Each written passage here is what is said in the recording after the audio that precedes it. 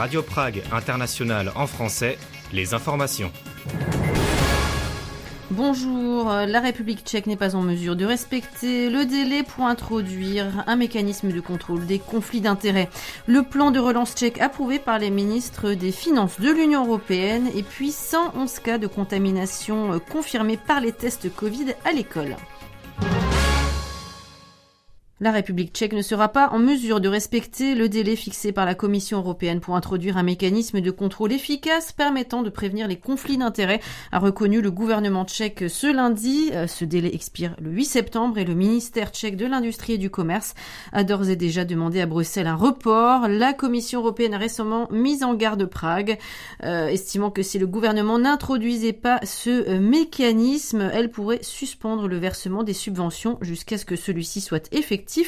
Un audit de la Commission européenne a conclu plus tôt cette année que le Premier ministre Andrej Babiš continue d'influencer la société qu'il a créée et ce, en dépit du placement de ses actifs dans des fonds fiduciaires.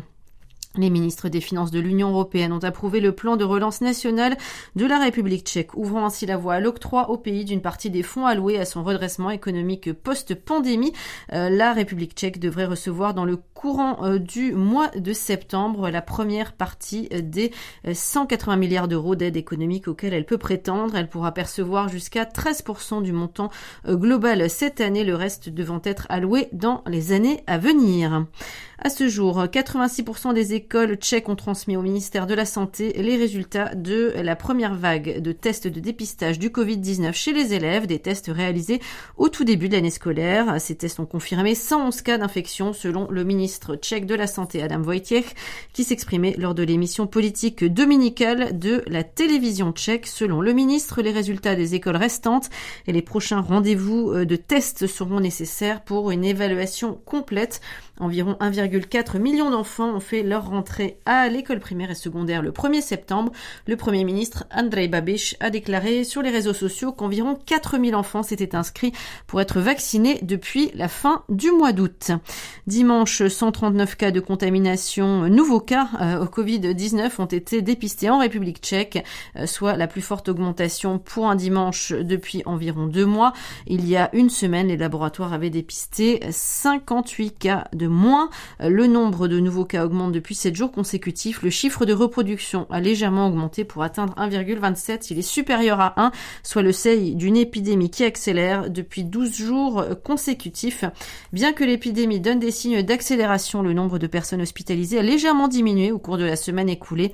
Dimanche, 56 patients étaient pris en charge à l'hôpital, soit 2 de moins que lundi dernier. 9 personnes étaient dans un état grave, soit 1 de moins qu'en début de semaine. 2 experts tchèques en lutte contre les incendies sont revenus d'Haïti à la fin de la semaine dernière, partis mi-août sur l'île pour rejoindre l'équipe issue du mécanisme européen de protection civile de l'UE.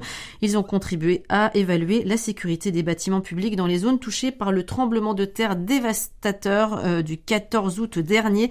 Un porte-parole des pompiers tchèques a déclaré que le pays était également prêt à envoyer une équipe de secours spéciale en Haïti, mais que les autorités locales avaient décliné l'offre. Barbora Krejčíková participera au quart de finale d'un tournoi de Grand Chelem pour la 2e fois de sa carrière et de cette saison. Récemment sacrée championne à Roland-Garros, la Tchèque a battu l'Espagnol Garbiñe Muguruza en 2-7, 6-3, 7-6 dans le cadre de l'US Open. Cette victoire au terme d'un match qui s'est achevé à 1h du matin, heure locale, en raison d'une pause médicale pour la Tchèque, lui permet d'accéder au quart de finale du tournoi où elle affrontera Aryna Sabalenka, tête de série numéro 2 et vainqueur pour sa part d'Elise Mertens. On termine par un mot de météo. Mardi, jour de fête des Regina. Ce sera une journée toujours sous le signe du soleil et d'une chaleur plutôt estivale avec des températures moyennes maximales autour de 24 degrés. C'est la fin de ce bulletin d'information, mais restez avec nous tout de suite, la suite du programme présenté par Alexis Rosenzweig.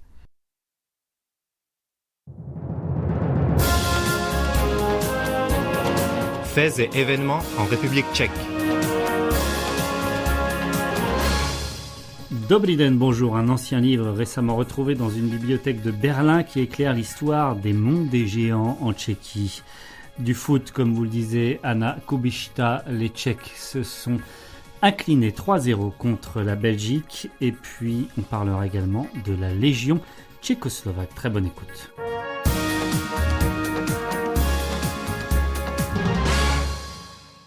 Mais on commence tout de suite avec l'actualité sanitaire. Le ministère tchèque de la Santé prépare une étude à grande échelle qui testera le niveau d'anticorps et d'immunité cellulaire contre le Covid-19 au sein de la population. L'objectif principal du projet est d'évaluer le niveau réel d'immunité collective dans une République tchèque confrontée comme les autres pays à une nouvelle hausse du nombre de cas d'infection et qui compte actuellement environ 54% de sa population entièrement vaccinée. Des détails, c'est avec Magdalena Hrozinkova. Le ministère de la Santé reste donc encore loin de son objectif d'atteindre le taux de 75% de la population vaccinée en septembre, synonyme d'après les spécialistes d'immunité collective. Ce week-end, le ministre Adam Wojciech a indiqué qu'une fois franchi le seuil des 3/4 de la population vaccinée, l'obligation de porter le masque dans les lieux fermés pourrait être levée, de même que les mesures sanitaires toujours en vigueur lors des événements publics. Les résultats d'une étude effectuée récemment par les scientifiques de l'université Masaryk à Brno démontre que jusqu'à la moitié de la population adulte tchèque pourrait avoir été contaminée par le Covid-19 depuis le début de la pandémie.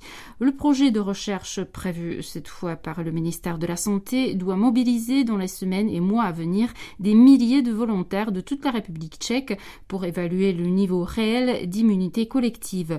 Les résultats apportés par cette étude effectuée par 2 centres à Prague et un à Olomouc en Moravie représenteront donc un indicateur supplémentaire permettant au gouvernement d'assouplir ou non les restrictions anti-épidémiques. L'étude basée sur des tests réguliers doit également déterminer comment les anticorps protègent exactement l'individu, comme l'explique la vice-ministre de la Santé Martina Koziar-Vašáková. Nous pourrons alors par exemple dire à une personne rétablie du Covid-19 et chez laquelle les anticorps persistent pour combien de temps à peu près elle est encore immunisée.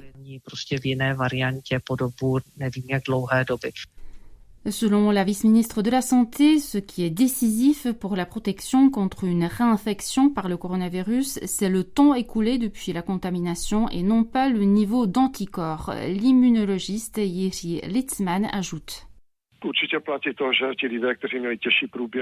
Nous ne pouvons pas dire que les personnes atteintes de forme sévère de Covid-19 ont automatiquement un niveau d'anticorps plus élevé que les personnes qui n'ont eu que des symptômes modérés. C'est assez individuel. Nous ne pouvons pas dire non plus qu'un niveau élevé d'anticorps est toujours un effet particulièrement protecteur. L'étude nationale examinera aussi l'immunité cellulaire. Jiří Litzman explique.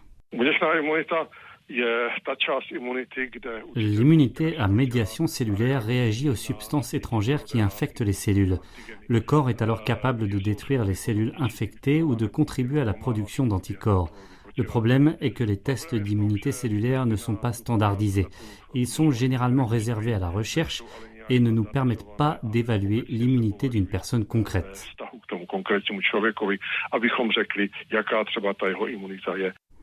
Jiří Litzman, comme d'autres spécialistes, est favorable à l'organisation d'une telle étude au niveau national. Et par ailleurs, le ministère de la Santé n'envisage pas pour autant de reconnaître de manière générale les anticorps comme preuve de non-infection, comme le souhaitent les représentants de plusieurs partis politiques.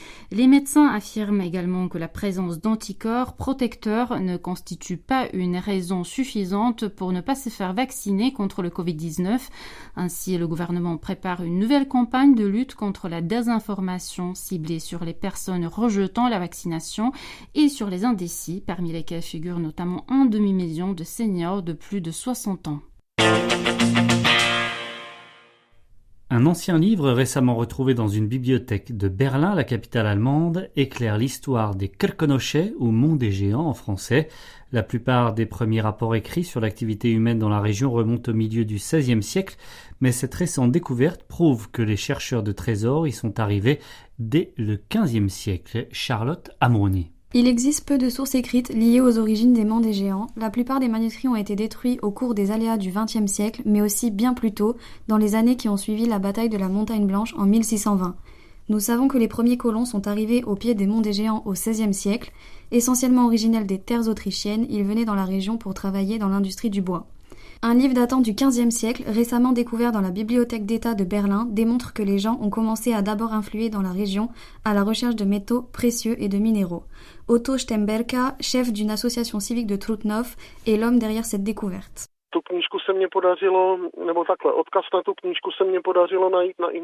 Le livre avait disparu pendant plus de 75 ans. Il faisait partie de la bibliothèque d'État de Wrocław, mais il avait disparu pendant la Seconde Guerre mondiale et on le croyait perdu pour toujours. En cherchant un autre manuscrit dans la bibliothèque d'État de Berlin, j'ai trouvé un lien vers ce livre. Il a été découvert dans la librairie en mai dernier et ajouté au catalogue. Le volume de 850 pages, relié en cuir, décrit les gisements de pierres précieuses et de métaux par diverses formations culturelles, explique Otto Stemberka. Ce qui le rend vraiment unique, c'est que la majeure partie a été écrite dans la première moitié du XVe siècle et mentionne les noms toponymiques les plus anciens qui ont depuis été utilisés dans les cartes locales. C'est donc vraiment le plus ancien document disponible sur le peuplement humain de la région.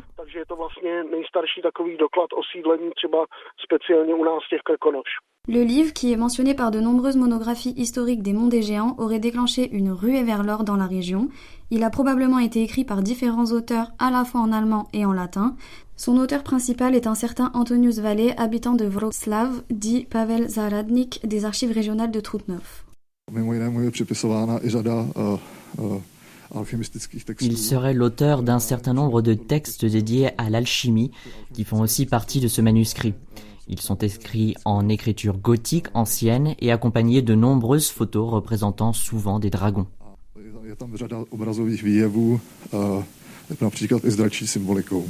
Dans le livre, Antonius Vallée décrit aussi un itinéraire qu'il a emprunté de la montagne Jeleni à ce qui est aujourd'hui la ville de Śląska Poręba, sur le versant polonais des Monts des Géants. Le même itinéraire peut encore être parcouru aujourd'hui et si vous regardez attentivement, vous pouvez encore repérer certains des anciens signes marquant les gisements des pierres précieuses. Suite du programme en français de Radio Prague International, on passe au sport avec du foot diminué par de nombreuses absences, mais aussi trop limité individuellement et techniquement. L'équipe de République tchèque de foot a été nettement et logiquement battue par la Belgique 3-0 dimanche soir à Bruxelles en éliminatoire de la Coupe du Monde. La Reprezentace a ainsi perdu pratiquement toute chance de se qualifier directement pour la phase finale au Qatar. Des explications, c'est avec Guillaume Narguet.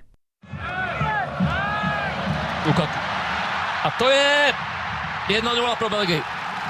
Takže tentokrát Belgičané neprohrávají, ale vedou. A bohužel Romelu Lukaku ostavil svůj jistý start.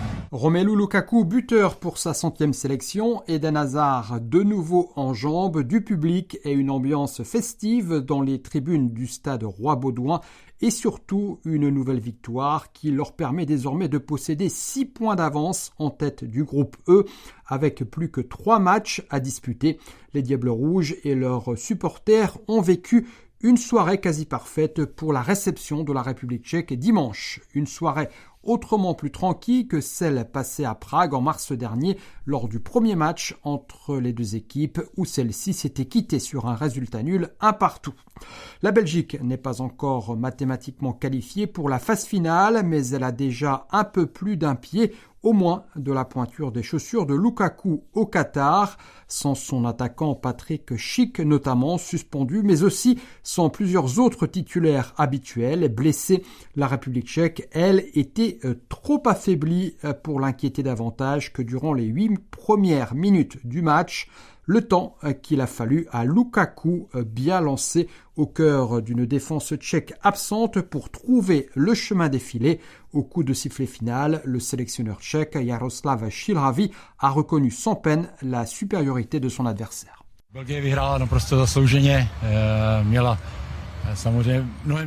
La Belgique a gagné tout à fait logiquement. Elle a fourni une prestation de bien meilleure qualité que la nôtre, notamment en première mi-temps où elle nous a dominés dans tous les compartiments du jeu et où elle s'est facilement procuré des occasions de but. La Belgique a montré pourquoi elle est première au classement de la FIFA. Elle nous a donné une leçon de productivité puisque de notre côté nous avons 4 occasions sans en mettre une seule au fond. Ne serait-ce que sur ce point, la différence entre les deux équipes était donc importante.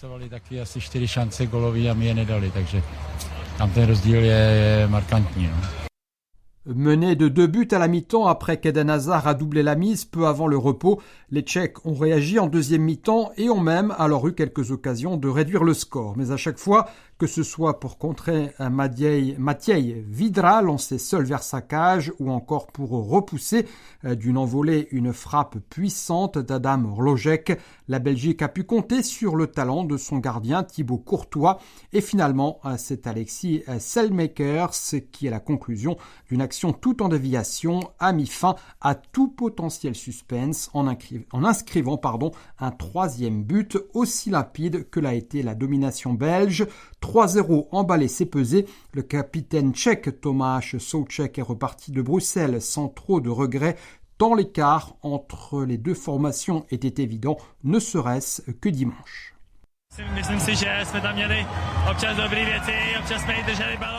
Je pense que tout n'est pas à jeter ce soir. Nous avons plutôt bien démarré le match. Malheureusement, le but de Lukaku est arrivé très vite.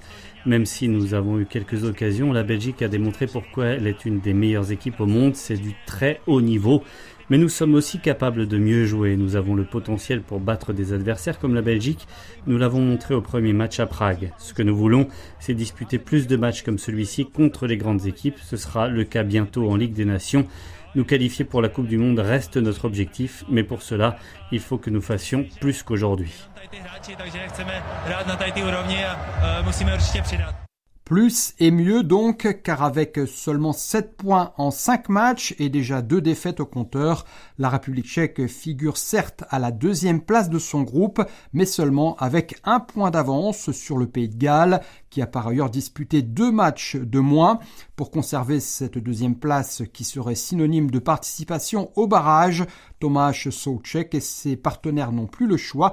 Il leur faudra remporter leurs 3 derniers matchs de groupe, à commencer par celui contre les Gallois à domicile le 8 octobre prochain.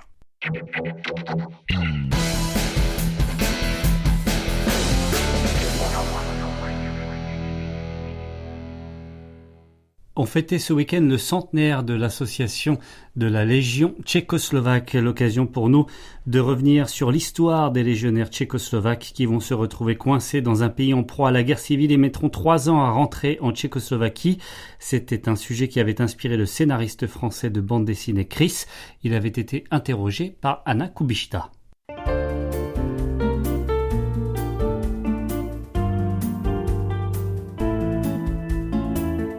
Culture sans frontières. Anna Kubishta.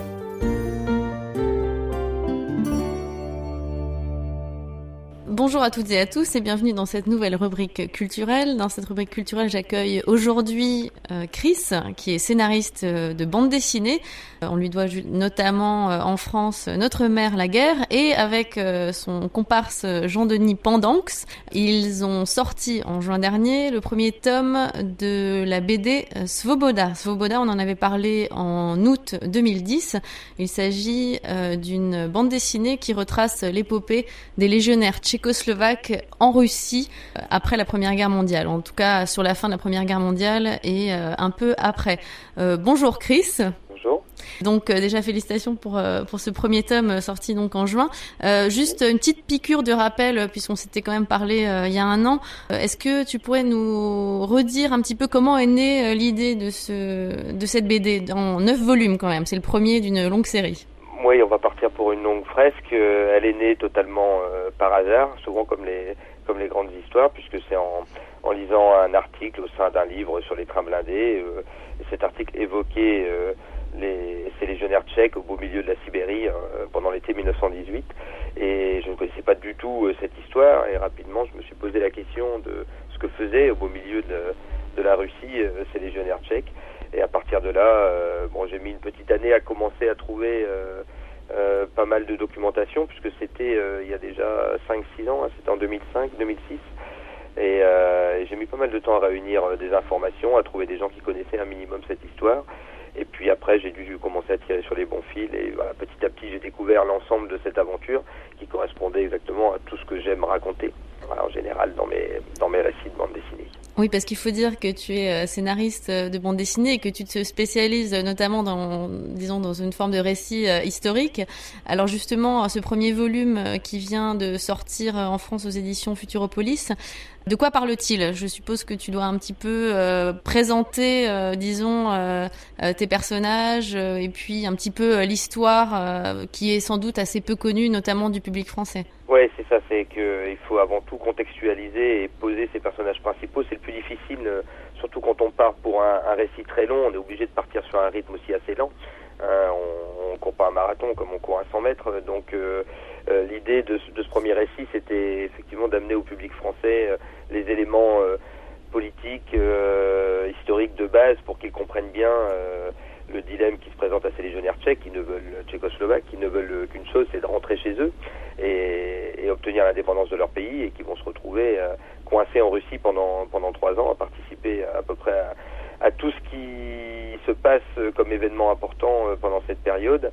Qui est une période très trouble, puisqu'il y a eu la révolution bolchevique. Oui, voilà, c'est surtout la révolution bolchevique qui les coince en Russie, mais après ils vont être amenés...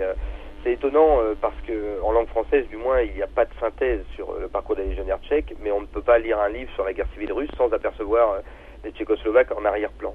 Ils sont quasiment partout. Lors de l'assassinat du tsar, ils sont là.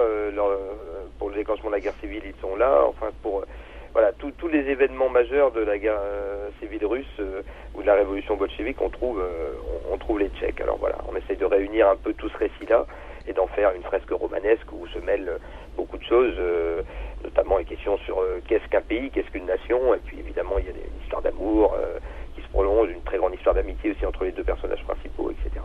Alors justement, est-ce que tu pourrais un petit peu présenter ces personnages principaux qu'on va retrouver tout au long de ces 9 volumes ?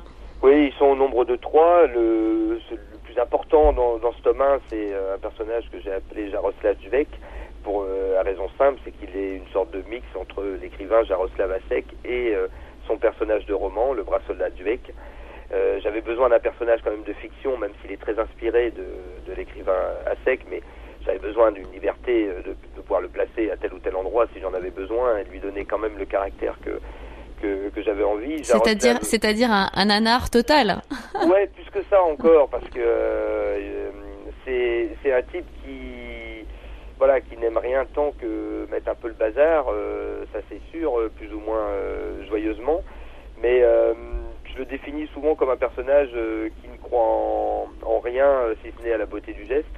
Quelque part, la seule chose qui peut le fasciner, c'est la pureté, parce que lui, justement, s'estime comme une canaille, ni plus ni moins, et l'assume totalement. Par contre, il est fasciné par cette pureté de sentiment qu'il trouve chez donc son meilleur ami, qui est l'autre personnage principal, qui est lui un jeune peintre idéaliste qui s'appelle Pepa Tcherny, et qui lui a juste une vingtaine d'années, alors que Jaroslav a 30 ans et a déjà beaucoup baroudé. Et Pepa Tcherny, lui, est un amoureux de la France, de la culture française, et rêve d'une république tchécoslovaque à la française, justement. Et a cette noblesse de sentiment, de cœur, d'engagement politique que Jaroslav, lui, serait totalement incapable d'avoir. Mais Pepa, lui, admire Jaroslav pour ses talents d'écrivain. C'est un écrivain et un jeune peintre. Et c'est leur histoire à tous les deux qui va former ce carnet de guerre imaginaire, puisque c'est un carnet de guerre imaginaire. Et puis encore un troisième personnage. Voilà, le troisième personnage qui arrive également dans ce tome 1, c'est une jeune femme, une jeune noble d'origine autrichienne, mais qui vit à Prague, qui s'appelle Nora. Nora Kinski, qui est inspirée là aussi d'un personnage réel qui s'appelait Natacha Kinski, qui était surnommée la Comtesse Rouge, qui était une jeune noble qui s'était engagée dans la Croix-Rouge pour aider les prisonniers de guerre austro-hongrois en Sibérie, qui s'est retrouvée coincée par la révolution bolchevique en Sibérie et qui est rentrée donc dans son pays suite à un périple assez immense où elle s'est déguisée en tout et n'importe quoi pour échapper aux Rouges et qui a croisé les Tchèques notamment. Et on pense au final que c'était sans doute une espionne austro-hongroise.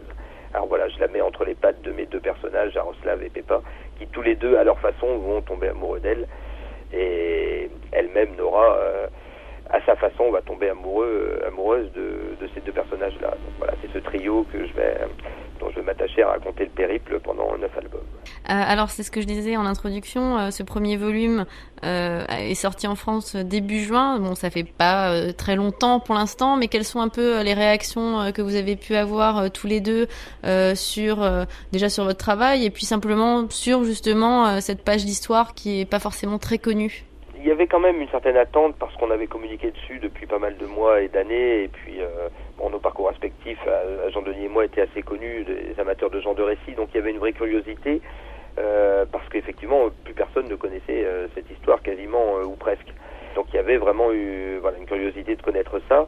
Aujourd'hui, les premiers retours qu'on a, c'est que justement le premier tome se termine au moment où l'histoire démarre réellement, donc voilà, il y a une frustration pour la suite, mais de toute façon la frustration est plutôt l'ami du scénariste parce qu'elle donne envie de lire la suite. On sent bien que les lecteurs manquent parfois de repères sur l'histoire précise et de cette période et surtout de cette région, l'Europe de l'Est qu'on connaît assez mal aujourd'hui chez nous.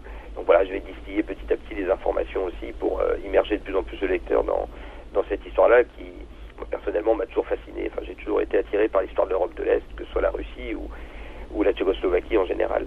Justement, c'était une question que je voulais te poser. Qu'est-ce que t'apporte à toi personnellement cette aventure, cette découverte, ce travail? C'est un plaisir. Je n'ai jamais trop su pourquoi justement j'étais attiré par tous ces pays-là. Je sais que familialement, les accords de Munich, par exemple, étaient très connus, étaient toujours considérés comme une vraie trahison de ce que plus jamais la France ou une démocratie française devrait faire à un pays allié. Donc c'était quelque chose, ça me permet aussi d'aller à la recherche de cette histoire-là, de la remettre en lumière, de re-raconter encore une fois que quand la démocratie est faible, elle est sûrement le plus faible des régimes, et quand elle est forte, elle est sans doute le plus fort.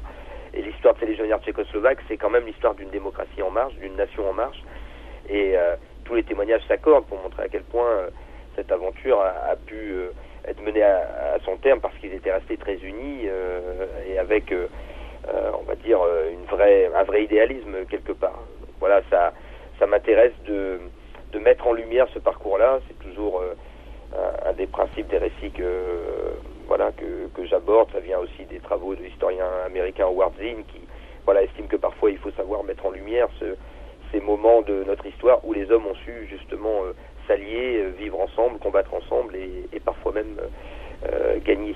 Voilà, ce qui n'est pas toujours le cas. Juste pour terminer, quand est-ce qu'on peut attendre le volume 2 ? Pour mars 2012, et après, à partir de là, on sortira 2 albums par an, c'est-à-dire ça sera mars et novembre systématiquement si tout va bien. Donc voilà, tome 2 en mars 2012, tome 3 en novembre 2012. D'accord. Et je rappelle, Chris, que votre premier volume de cette BD qui s'appelle Svoboda est sorti aux éditions Futuropolis. Merci beaucoup. Merci.